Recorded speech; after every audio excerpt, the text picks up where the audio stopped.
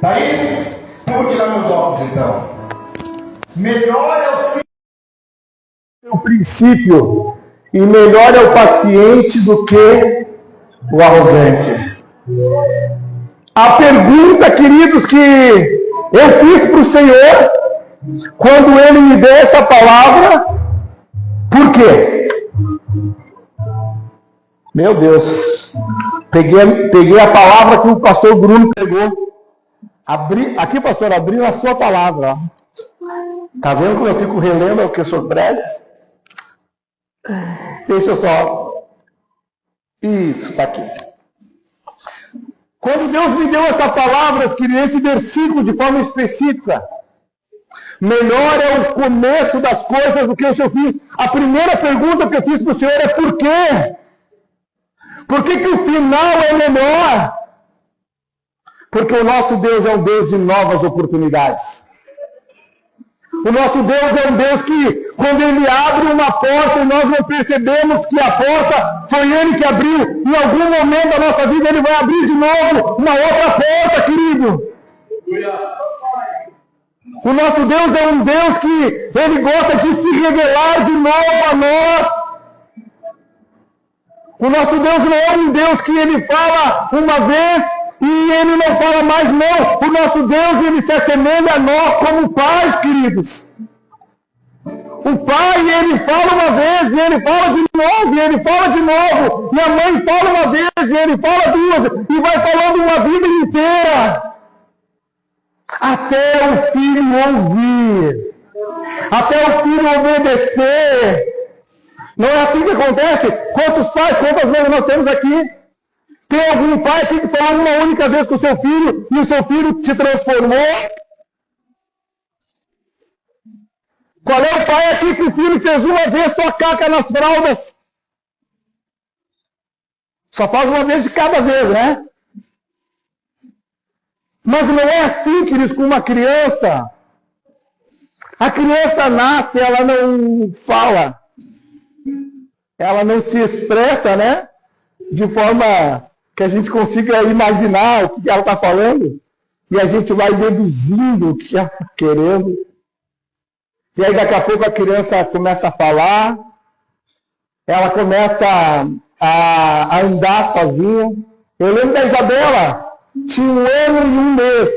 A gente tinha uma bancada assim, lá em Búzios.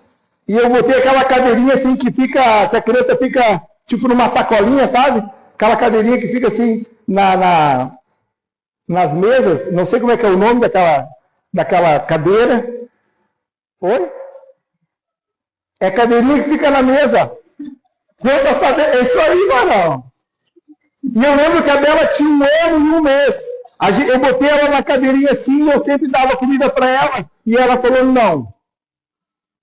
Que a criança, a primeira coisa que ela aprende a falar não é papai nem mamãe, é não. E eu não estou falando de criança aqui. E aí então a dela, não. Ela pegou a colherinha e começou a comer. E aquilo marcou a minha Rosa, porque ela decidiu se alimentar a partir dali com a própria mão, querido. E aí teve um dia que ela acordou e a fraldinha estava seca. E a Rosa falou, olha aí, Antônio, vamos desfraldar a Isabela.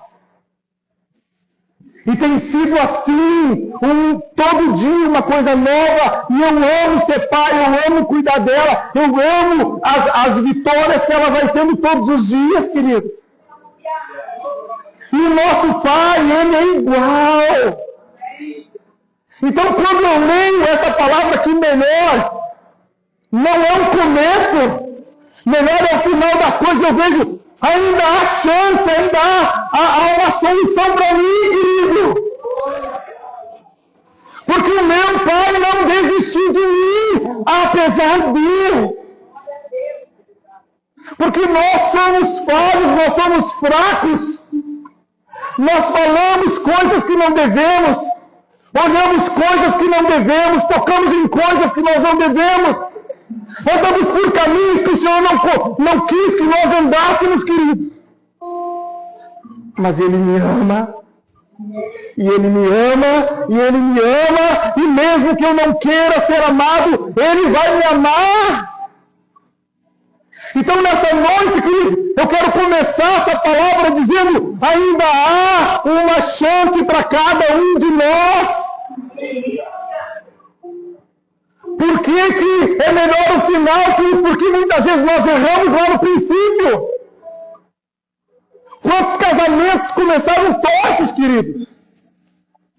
Quantos casamentos que começaram... A pessoa, não, eu não queria ter me envolvido sexualmente antes do casamento, e me envolvi. Quantas pessoas disseram: olha, eu queria não ter tido uma relação sexual com a minha esposa antes do casamento. E aquilo vai e atribui a pessoa, e quando dá problema lá na frente, a pessoa pensa: por que eu fui dar esse tropeço lá? Por que eu não me mantive fiel? Nós temos arrependimentos, queridos. Por que eu deixei aquele emprego? Por que eu deixei aquela igreja? Nós temos todos os dias vem pensamentos na nossa cabeça, queridos, de coisas que nós, se pudéssemos, voltaríamos lá atrás e não faríamos de novo. Quantos aqui, se tivesse a oportunidade de fazer algo diferente, fariam diferente? Levanta a sua mão. Eu te digo, Deus vai te dar a oportunidade de consertar aquilo que você fez errado. Deus, Ele vai nos dar condições de consertar aquilo que nós começamos errado. Eu quero que você abra a sua Bíblia lá no livro de Gênesis, no capítulo 25. Nós vamos ler a partir do versículo 19. Nem sempre as coisas começam do jeito que nós queríamos, querido. E nem sempre as coisas começam do jeito que Deus sonhou para nós. Nem sempre. Existe uma boa, perfeita e agradável vontade de Deus. E essa é a vontade que Deus tem para mim. Essa foi a vontade que Ele sonhou quando me fez, quando fez você. Mas existe uma vontade que se chama a vontade permissiva de Deus. Deus permite algumas coisas. Por quê? Porque nós não somos robôs, queridos. Você não é uma boneca reborn. Você é um ser humano criado à imagem e semelhança de Deus. E a coisa mais linda que Deus fez foi nos dar o livre-arbítrio. Ele não me força a adorá-lo. Ele não me força a amá-lo. Ele não me força a segui-lo. Mas eu faço porque eu quero, porque eu decidi. Então todos os dias eu escolho andar com o Senhor. Todos os dias eu escolho ouvi-lo através da sua palavra, através de louvores, através da palavra pregada. Todos os dias é uma escolha minha, é um livre-arbítrio. Você tem um livre-arbítrio de você. Sabe que uma vez nós estávamos no seminário e a gente estava falando sobre angiologia. E aí um cara falou assim, um irmão lá, falou assim: mas pastor, pro professor, né, do seminário, ele assim: como que Satanás estava lá no lugar que nós queremos estar? Como que ele abre mão de tudo aquilo e ele cai do jeito que ele caiu? E aí o professor olhou e falou assim: ó, porque Satanás tinha livre-arbítrio. Satanás tinha livre-arbítrio. O Senhor, Ele não quer seguidores, Ele não quer fãs. Não, o Senhor, Ele chama filhos ao seu encontro. O Senhor, Ele chama os filhos a se encontrarem com Ele. E é tão lindo quando o pastor fala que ele sai aqui do Brasil, vai lá para Portugal e os filhos se reúnem com o pai. É tão lindo, eu sei que nós também fazemos isso.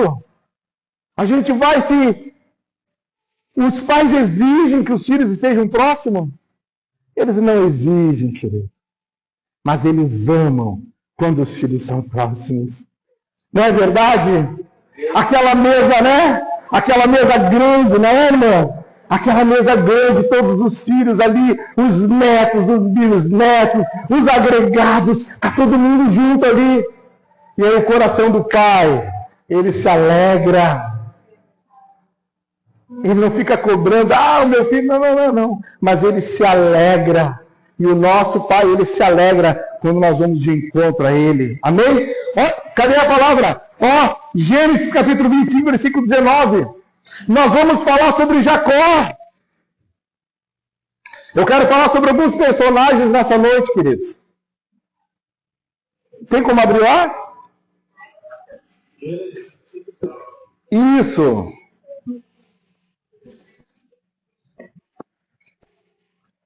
Olha aí, são essas gerações de Isaac, filho de Abraão. Abraão gerou a Isaac. Podemos seguir os outros versículos. Era Isaac de 40 anos quando tomou por esposa Rebeca, filha de Betuel, o arameu, de Padã-Arã, e irmã de Labão, o arameu. Isaac orou ao Senhor por sua mulher, porque ela era estéril. E o Senhor lhe ouviu as orações, e Rebeca, sua mulher, concebeu. Os filhos lutavam no ventre dela, então disse: se é assim, por que vivo eu? E consultou o Senhor.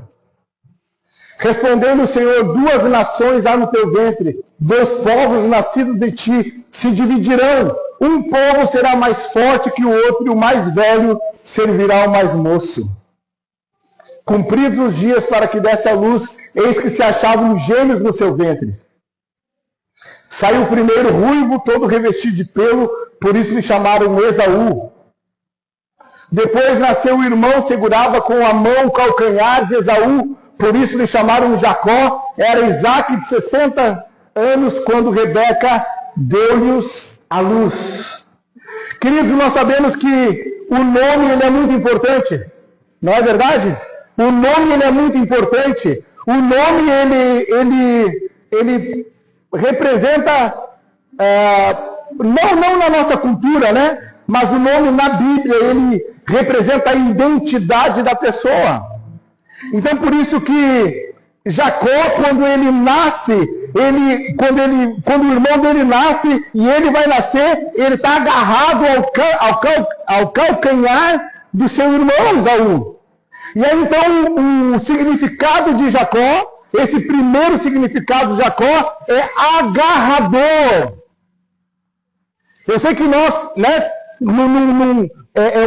tem uma fé mais pública aí de Jacó como enganador, e ele mesmo depois ele fala que ele era enganador, mas Jacó, de início ali, por isso o nome dele Jacó, agarrador. Aquele que segura firme. Jacó já começou a mostrar ali, quando ele nasce, a identidade dele. Mas Jacó, queridos, eu quero trazer a história de Jacó.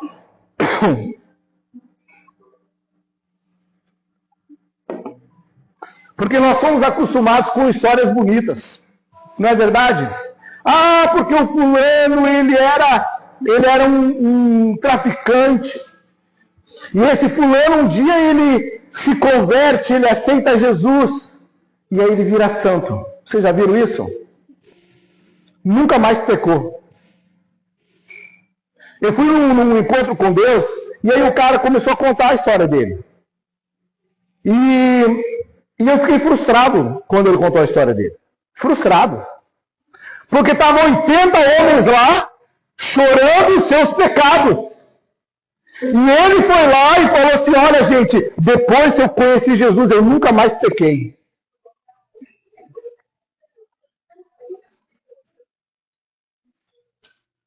Eu nunca mais voltei para a minha vida de pecado. Cara, e o que ele contou era coisa forte. O testemunho dele é forte, gente. E aí eu cheguei em casa e eu falei para Rosa, quem deveria ter ministrado essa ministração era o Mateus. Porque o Mateus foi um menino que ele se converteu. O primeiro baseado que ele fumou foi o pai dele que deu a maconha para ele. Quando o pai dele foi repreender ele, ele falou assim para o pai dele: pai, eu só estou fazendo aquilo que eu vejo tu fazer. E o pai dele falou então o seguinte, ó: quando tu quiser fumar o teu baseado, quando tu quiser dar o teu teco, não sei se aqui é teco, tu não compra droga de ninguém, teco é de casa mesmo. Então o Mateus foi esse menino que com 11 anos de idade, ele começou a caminhar nesse mundo. Ele conheceu eu e a Rosinha, já estava lá numa igreja, foi para a igreja do meu cunhado tratou ele como um filho. E o Mateus, ele era um ministro de louvor muitíssimo ungido. Muitíssimo. Não tem um menino, Felipe Rodrigues, vocês conhecem Felipe Rodrigues? É o ministro de louvor. Ele era estilo esse menino. As composições dele, misericórdia, de uma profundidade grande. Mas o Mateus, ele caía e ele ficava em pé, e ele caía e ele ficava em pé. E lá naquele dia, ouvindo aquele testemunho, eu pensei, era o Mateus que deveria estar aqui contando esses testemunhos. Porque, queridos, a nossa vida é uma vida de cair e levantar, de cair e levantar. Tem dias que nós somos fortes, fortes. O diabo pode vir em carne e osso, a gente dá uma bicuda nele. Mas tem dias que só o sangue de Jesus. Tem dias que nós caímos de joelhos, a gente pede misericórdia e a gente clama. Sabe por quê, queridos? Aperta o teu braço aí. É de carne e osso? Jesus também era de carne e osso. A Bíblia diz que quando cutucaram ele do lado assim, saiu água e saiu sangue. O pastor gosta de falar, e é lindo, pastor, que o senhor diz. Jesus, ele era tão humano, que quando Judas foi trair ele, Jesus teve que dizer, o sinal é esse, porque ele era tão igual aos outros. Querido, a nossa humanidade, ela atrapalha a nossa vida. Ela atrapalha, ela atrasa a nossa vida. E Jacó, queridos, é esse exemplo de uma pessoa que deu certo. Mas uma pessoa que era uma pessoa normal, queridos, era uma pessoa de carne e osso. A Bíblia diz que Jacó, quem era Jacó? Né? Vamos ser um pouco didático aqui. Jacó era neto de quem?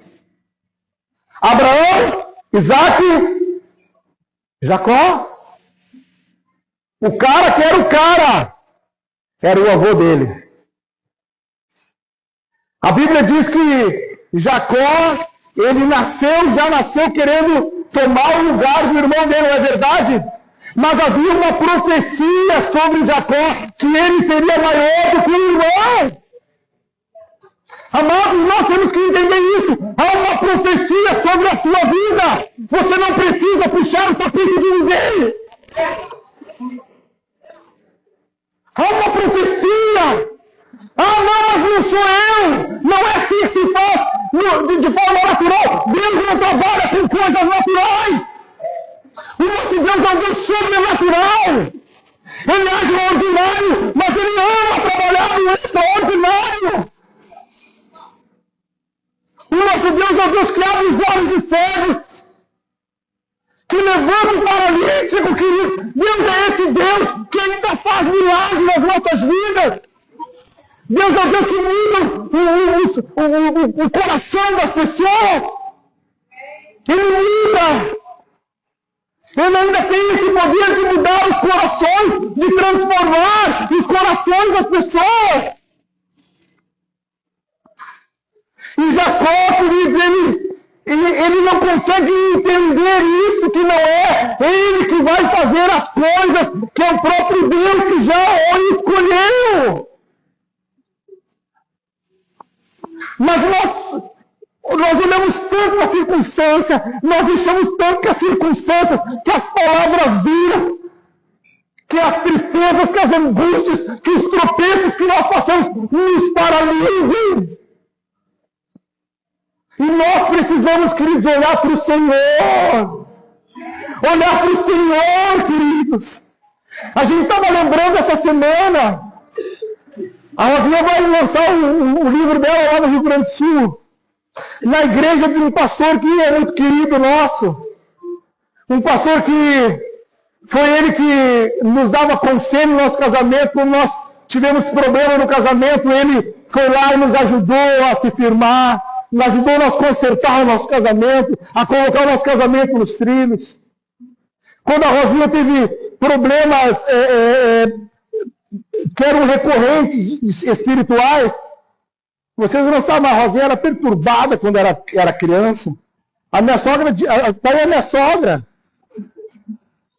ela sofria com tormentos espirituais. E aquilo foi mudando e o pastor Abrelino teve uma revelação de Deus. E a alma da Rosinha foi curada. Mas o mais tremendo, querido, é que quando nós conhecemos ele, a Rosinha estava para fazer uma cirurgia de ovário, ela ia ter que tirar tudo. A Rosinha estava não sei quantos dias sangrando, e não, acho que era 30, 40 dias já sangrando, e não parava, e fomos fazer exame, e aí então a Rosa, ela estava com um mioma, que no início era do tamanho de um ovo, depois ela estava do tamanho de uma laranja. E aí o médico ficou muito preocupado, e ele falou, o médico que fez os 2 partos, né, que a Rosinha já tinha passado. E daí ele falou assim, não, vamos fazer uma cirurgia. Marcou a cirurgia para segunda-feira posterior, na outra semana.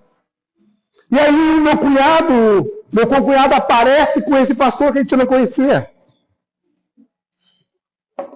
E o pastor Abrelino Paulo chega lá em casa e ele falou assim, olha, há um tempo atrás Deus me usava muito com cura física, mas agora a gente está trabalhando muito com cura da alma, então Deus está curando muito na alma. E aí então ele falou assim, mas quando o Marcelo me falou teu problema, eu senti de Deus de vir aqui orar por ti. E aí ele orou pela Rosinha, e a Rosinha sentiu algo dentro dela, muito forte. E aí vocês imaginam o que ela fez comigo, né? Ela me deixou quase louco. Ela falou, Antônio, eu não faço mais cirurgia. Eu falei, não, não está de brincadeira. E ela falou, não, vou fazer mais, porque eu senti que dentro de mim algo queimou. Eu senti que Deus tocou no meu ventre e eu estou curado. Eu falei, Rosinha, tem misericórdia, Rosinha. E aí ela falou, não vou fazer a cirurgia. Daí no mesmo dia, fui lá, eu era carteiro naquela época, fui lá pedir folga, fui lá para Porto Alegre. Fomos lá no doutoradão, o doutoradão falou, não, menina, tu tá louca. Não, tu pode até ter sentido alguma coisa, mas vamos fazer a cirurgia. Ela, não, o senhor não entendeu, doutor, eu não vou fazer mais cirurgia. E aí ele falou, então tudo bem, eu aceito não fazer a cirurgia, mas vamos refazer os exames. E aí fizemos todos os exames no laboratório, aí os exames de imagem no mesmo lugar, lá em Porto Alegre, que ela tinha feito, aí tinha feito em Novo Hamburgo. Foi lá em Novo Hamburgo no mesmo lugar e fez no mesmo lugar. E aí então na sexta-feira nós voltamos lá e na segunda era a cirurgia. E quando chegamos lá, nos exames de imagem de uma semana anterior, estava aquele negócio lá, que era um tumor, sei lá o que era aquilo, do tamanho de uma laranja. E agora estava o tamanho de um ovo de novo. E daí ele falou, algo aconteceu. Algo aconteceu. Ele falou assim, mesmo que tu estivesse tomando o remédio que tu não está tomando, o organismo não ia absorver tudo isso. E aí, passado um tempo, um mês depois, a Rosinha foi lá de novo, e aí o exame deu assim, que estava tudo com aspecto normal. E aí se vocês imaginam, né? Nós vivíamos pregando para tudo que era lugar, a Rosinha dava aqueles exames e testemunhando aquilo que Deus tinha feito. Mas o que mais ficou forte, querido, foi um tempo depois, que a Rosa foi fazer um exame e o médico falou assim, olha, tu fez aqui, né, uma cirurgia? E a Rosinha falou, não fiz. E ele falou, não, você fez uma cirurgia sim. Tá aqui, tem uma cicatriz. Aqui você fez uma cirurgia. E ela falou, não, doutor, eu não fiz. E ele falou, não, eu não estou te perguntando, eu estou dizendo você fez. Eu estou vendo a cicatriz aqui. E aí então a Rosinha, como Samuel, entendeu o que aconteceu. Deus, ele faz isso aqui. É isso que Deus faz conosco. Ele faz o milagre e Ele deixa a cicatriz. Esse é o poder de Deus nas nossas vidas. Mas Jacó não entendeu isso. Jacó achou que era de forma natural. E vocês conhecem a história de Jacó, né? Todo mundo que conhece a história de Jacó, não vou contar a história, entendeu? Não vou ler, só vou contar a história. Jacó, o que aconteceu? Jacó queria estar no lugar que Deus desejou que ele estivesse. Havia a única coisa que concordava ali era que ele queria estar no lugar que Deus disse que ele estaria. Só que Jacó não aceitava a forma que Deus queria que ele estivesse no lugar que o próprio Deus desejou. Jacó queria estar naquele lugar pela sua própria força, pelas suas próprias manipulações. Vocês estão entendendo onde eu quero chegar? Queridos, vamos lançar fora de nós toda a manipulação. Você não precisa manipular o seu marido. Você não precisa manipular a sua mulher. Você não precisa manipular os seus líderes. Você não precisa manipular os seus liderados. Deixa Deus fazer as coisas, queridos. Deixa Deus, seja uma pessoa de fé e deixa Deus fazer. É tão mais gostoso quando a gente não manipula. Quando a gente não lança uma palavrinha aqui, uma palavrinha ali, e Deus vem e nos alcança. Não é verdade? Aí eu tenho uma conta para pagar, e eu não tenho dinheiro para pagar, e eu não tenho fé. E aí então eu chego no pastor Bruno e falo, poxa, pastor Bruno, ora por mim, pastor, porque eu estou com essa conta para pagar, e eu não tenho dinheiro para pagar. E aí você anulou a possibilidade de Deus fazer um milagre na sua vida. Se você tivesse ido diante do Todo-Poderoso e disse, Senhor, tu sabes daquilo que eu preciso. E tu pode trazer o suprimento aqui, E Deus, você pode trazer na sua memória, a Bíblia diz trazer à memória aquilo que você vos dá esperança. Traga a sua memória as vezes que Deus supriu a sua necessidade, as vezes que Deus fez o seu milagre. Quantas vezes Deus fez isso? Aquele que fez uma vez, Ele pode fazer de novo. E de novo, e de novo, e de novo. Ele pode fazer. Sabe por quê? Porque Ele é o Todo-Poderoso. Então não fica manipulando. Não manda recadinho lá na internet. Não faça isso, querido. Não seja louco a esse ponto. Então Jacó, ele começa a manipular. E nesse caminho, Tiago, de manipulação, ele vai para longe da casa dele. Ele vai para longe da mãe dele. Ele vai para longe do irmão dele. E ele vai para longe do pai dele. Ele vai para longe daquilo que a gente chama de lar. E quando Jacó sai fugido, porque o irmão já queria matar ele, porque ele tinha enganado o irmão, ele nunca mais vê a mãe dele com vida. A mãe que era unha e carne com ele, a mãe que apoiava ele em todas as loucuras que ele inventava. Ele nunca mais viu a mãe, pastor. Aí começam as perdas. Mas não esqueçam, ele é um crente. Jacó é crente. Jacó tem pai crente. Tem pai pastor. Jacó é neto de pastor. Porque ele é neto de o pai da fé. Não esqueçam. O fato de eu ser crente, do meu pai ser crente, da minha Amanda, não faz a diferença quando o pecado bate a minha porta, querido. Quando você escolhe fazer aquilo que Deus não sonhou para você. Deixa eu refazer essa frase. Quando nós escolhemos fazer aquilo que Deus não sonhou para nós. Amém? E aí então Jacó, ele vai. E Deus é um Deus tão fiel, tão fiel, tão fiel. O cara aprontou todas, o cara esculhambou a vida dele. E ele vai, e ele fica num lugar lá. Ele sai só com a roupa do corpo, querido. Nem o travesseirinho. Eu e a Rosinha, quando a gente viaja, a gente pode levar o nosso travesseiro.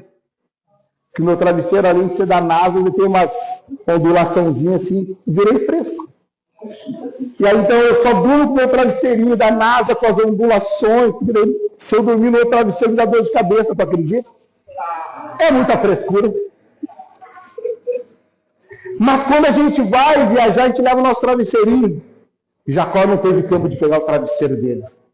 A Bíblia diz que ele para num lugar e ele deita a cabeça em cima de uma pedra.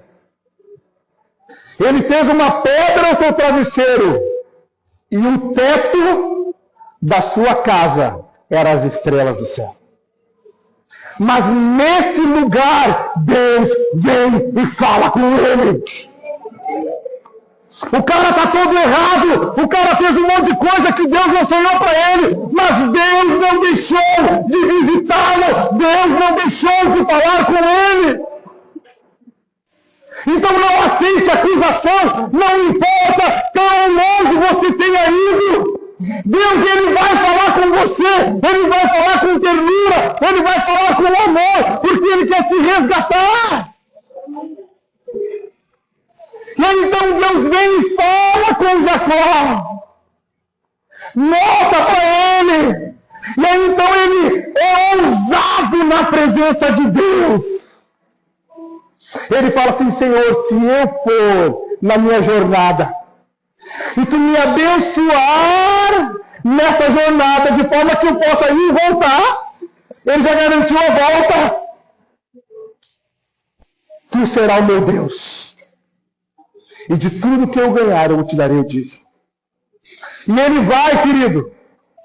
E ele passa por tormentos, por processos dolorosos na vida dele. Ele passa por quê? Porque ele semeou e a colheita é garantida. Ele semeou e ele colheu. Mas chega um momento que a saudade bate. O lugar que ele está é um lugar que não é mais confortável. Quem será que gerou esse desconforto? Quem? O próprio Senhor. Às vezes nós estamos num lugar e estamos sendo abençoados, estamos prosperando, porque Jacó prosperava porque o Senhor era com ele, e ele era enganado e Deus dava prosperidade, mas era um lugar que ele já não sentia mais como dele. Era um lugar que ele já não sentia mais como lar. E então ele resolve dar no pé, mas ele pensa: meu Deus, eu vou ter que me encontrar com o meu passado.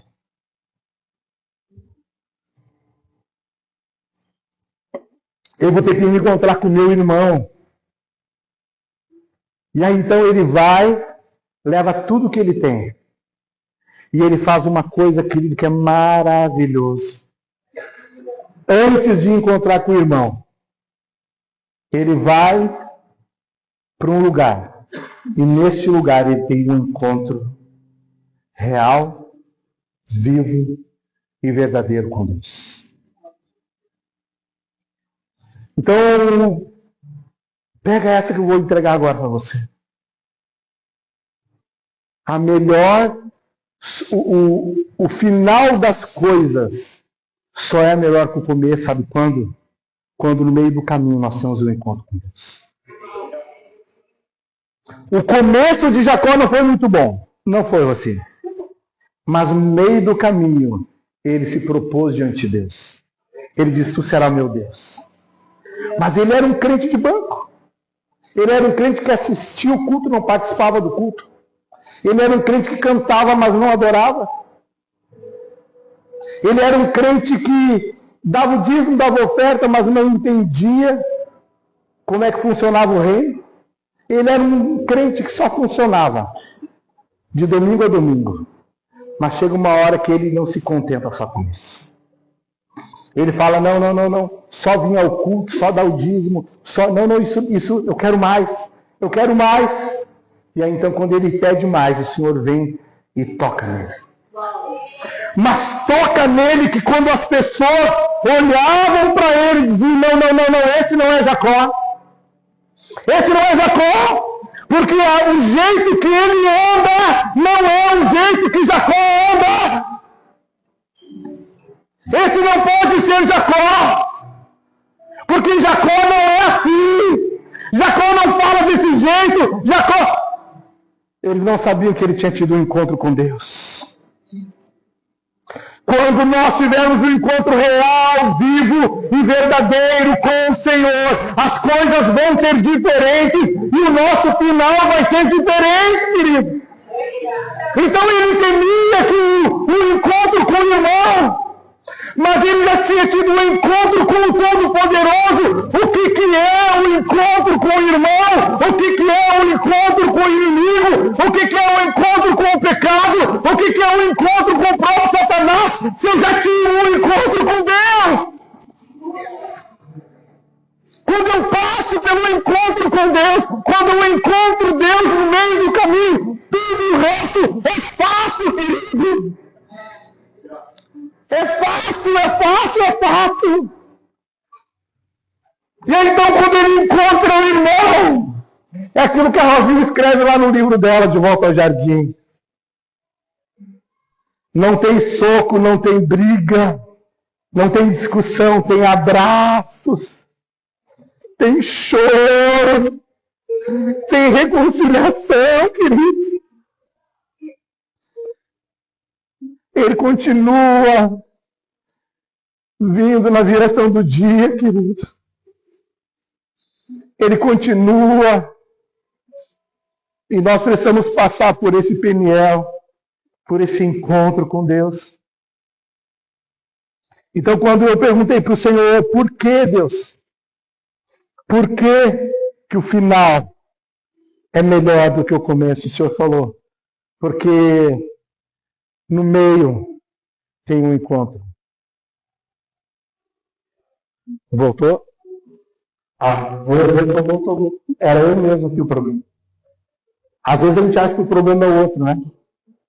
Mas no caso aqui, eu mesmo sou o problema. Queridos, um outro exemplo que eu quero dar antes de encerrar essa ministração é o exemplo do apóstolo Paulo. Paulo era um homem que ele começou, aos nossos olhos, né, muitíssimo mal. Ele começou perseguindo, ele começou pedindo cartas, ele começou se levantando contra, ele começou botando as pessoas na cadeia, ele começou ordenando a morte de pessoas. Foi assim que ele começou. Ele começou. E a Bíblia fala no livro de Atos, e é tão tremendo, né? Porque a história de Paulo ela é tão importante que no capítulo 9 Lucas escreve sobre ela. Depois no capítulo 22, o próprio Paulo, né? Escrito também por Lucas, mas o próprio Paulo, ele na sua defesa, ele dá o seu testemunho. Paulo, ele vai se defender e ele testemunha. A defesa dele é seu próprio testemunho, gente. Que coisa mais linda. E depois lá no capítulo 26, de novo, ele apresenta a sua defesa. Só que agora diante do governador, diante do rei, ele se apresenta e ele fala, e ele diz, olha, eu era um homem que eu comecei muito mal. E ele entende isso, eu comecei muito mal. Eu era um homem que eu me achava crente. Eu era um homem que eu fui criado dessa forma, que eu me preparei dessa forma, e ele apresenta tudo aquilo que, se hoje Paulo estivesse aqui na nossa igreja, nós o honraríamos com todas as honras que ele poderia ter. Paulo era amigo do maior pregador da época. Ele era amigo do sumo sacerdote. Se você acha, o Silas Malafaia é o pastor mais importante do Brasil. Paulo, ele era amigo íntimo, ele comia na mesa do Silas Malafaia. Não, mas o pastor Luiz Hermínio é o pastor mais influente. Paulo era o cara que tomava todos os dias café da manhã e meditava com o pastor. Mas a nível internacional, o maior pastor de todos é o Benihim. Paulo era o cara que ele saía aqui do Brasil e ia lá dos Estados Unidos para jantar com o Benihim. Paulo era esse cara. Mas mesmo assim ele perseguiu os crentes. Mesmo assim ele pediu carta das autoridades para perseguir. E eu não estou falando de Paulo. Não estou falando. Eu estou falando de nós. Quando nós chegamos no ouvido do nosso pastor e falamos, do nosso irmão. Quando eu chego e falo assim, como é que o Cris está cuidando desse som, que o som está isso aqui. Quando eu chego e falo assim, mas essa escala aqui não era para o fulano estar na escala. Eu sou amigo do Benihim. Eu sou amigo do sumo sacerdote. E aí eu peço cartas para condenar, para perseguir, para matar. Amados, nós precisamos entender que nós estamos nos últimos dias e nós precisamos cuidar nas pequenas coisas. Nas pequenas coisas. A Rosinha tem me repreendido tanto esses dias, gente. E eu abraço ela e beijo ela e digo, Rosinha, obrigado. Você tinha razão. Porque às vezes a gente leva tudo na brincadeira. A gente, entendeu? Vai empurrando com a barriga. Vai fazendo de qualquer jeito. E ela tem dito para mim, Antônio, a gente está vivendo um tempo que a gente não pode fazer as coisas do jeito que a gente está fazendo sempre. A gente precisa entender o momento que a gente está vivendo. O que aconteceu com Paulo? Uau! Não era Paulo, era Saulo. Ainda era Saulo. Transformou em Paulo. Isso é uma outra conversa, né? Para os teólogos de plantão, mas era Saulo, né? Era Saulo. Nesse momento era Saulo. Ele se assinava como Saulo. Então Saulo, queridos, ele era esse homem que as pessoas tinham medo dele. Mas ele vai no caminho de Damasco, porque ele quer prender todo mundo. E aí, um cara todo errado desse jeito. Pastor, Paulo andava tão errado, que os crentes quiseram matar ele. Os crentes quiseram. Os crentes falaram assim, vamos matar ele. Como assim? Como que os crentes matam? Matam. Vamos matar Paulo. Aí os caras lá que viraram discípulos de Paulo, falaram, vamos matar o cara. Aí desceram ele com uma corda dentro de um cesto e Paulo deu no pé. A Bíblia fala que com Jesus aconteceu a mesma coisa. Os caras queriam matar Jesus. Aí o que Jesus fez? Eu vou enfrentar no peito esses caras. A Bíblia diz que Jesus saiu de fininho no meio da multidão. E Davi, eu bem sei a maldade do teu coração, disse o irmão dele. Eu sei que tu veio aqui enfiar a guerra. O que Davi fez? Se desviou. E foi lá para o outro. Quanta sabedoria, queridos. Em meio a esses caminhos de morte, em meio a essas adversidades, nós temos que aprender. Uau! Não tenho tempo. Para quê? Para ressentimentos. Quando eu entendo que Ele me ama. Eu não tenho tempo para me ressentir, para me magoar, para me chatear. Não tenho tempo. Esses dias eu fiquei chateado com o negócio.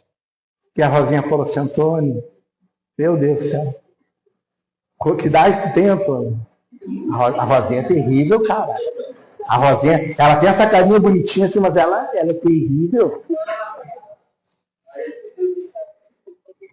Que idade tu tem, Antônio? Eu falei, tenho 56 anos. Ela falou, mas você é amadureça, Antônio. Amadureça lá.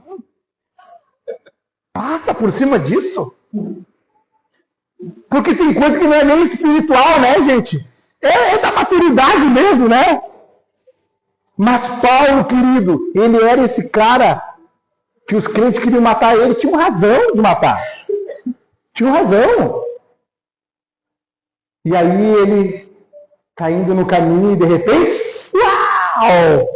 No meio do caminho, o próprio Senhor aparece. Como fez com Jacó? Ele aparece para Saulo. E Saulo fala assim: quem és tu, Senhor?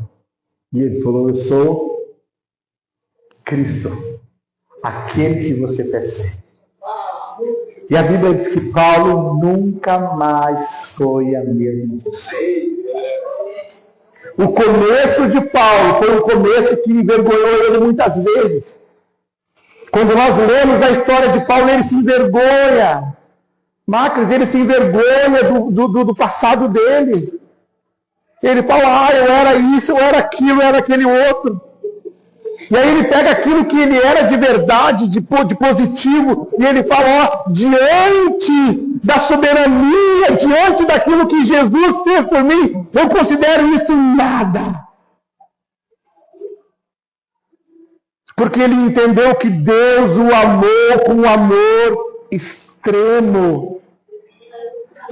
Eu senti esse amor essa semana.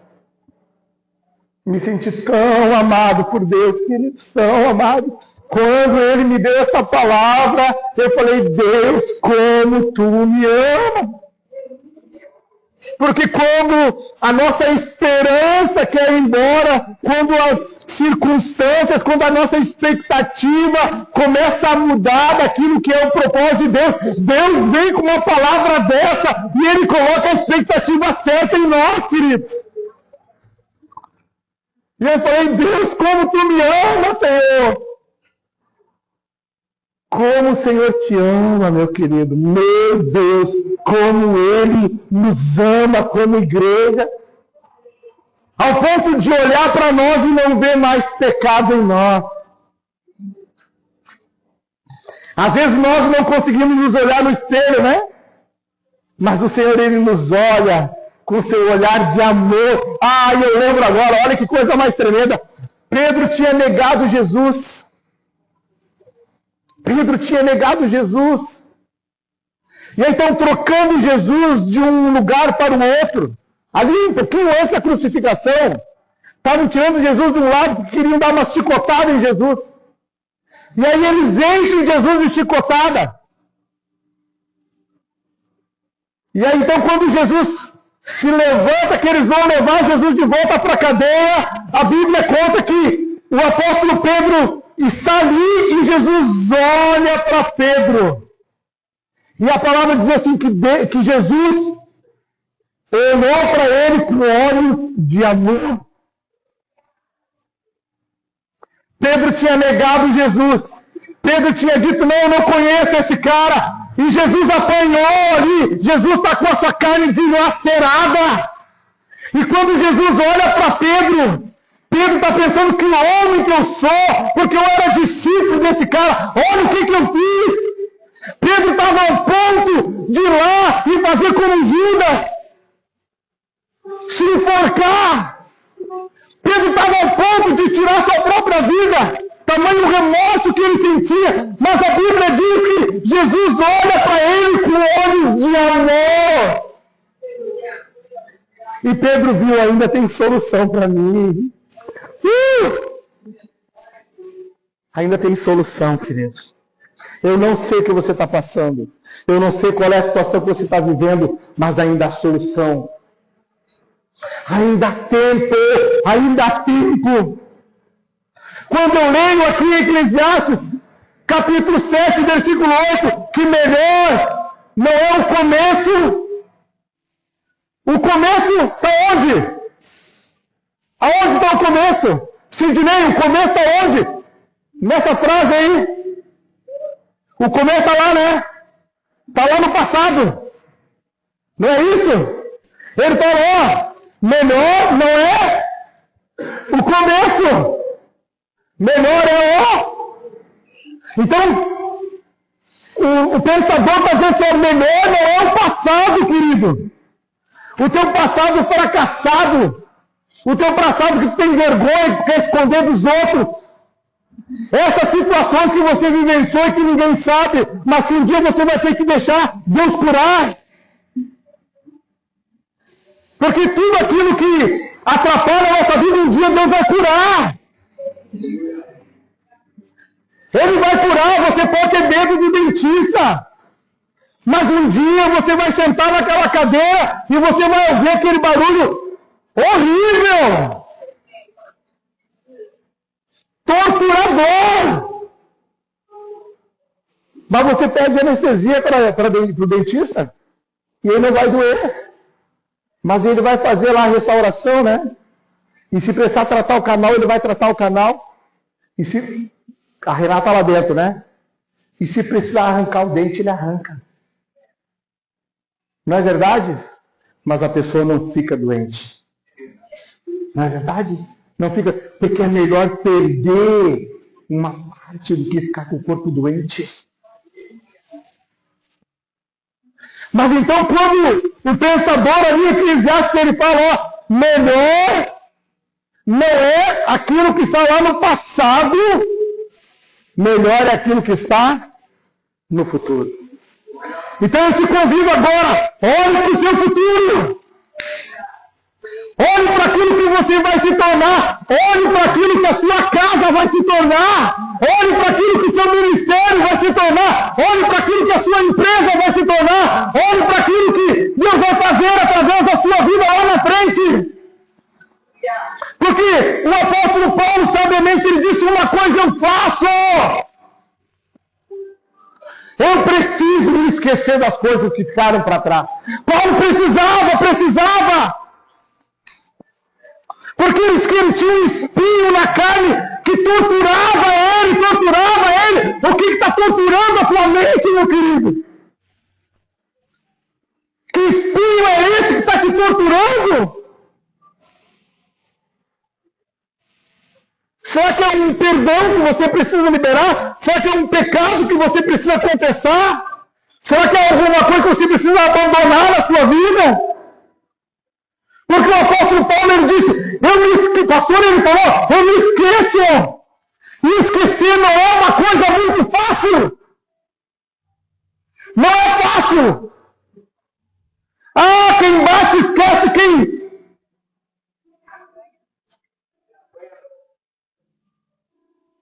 Esquecendo-me das coisas que ficaram para trás. Primeiro tem que esquecer o que está lá atrás, querido. Eu avanço. Por isso que as nossas vidas às vezes são estagnadas e são paralisadas. Sabe por quê? Porque nós estamos presos lá atrás. Mas quando eu esqueço aquilo que está atrás de mim, eu vou para frente. Eu avanço para o alvo da soberana vocação em Cristo Jesus. Vamos ficar de pé em nome de Jesus?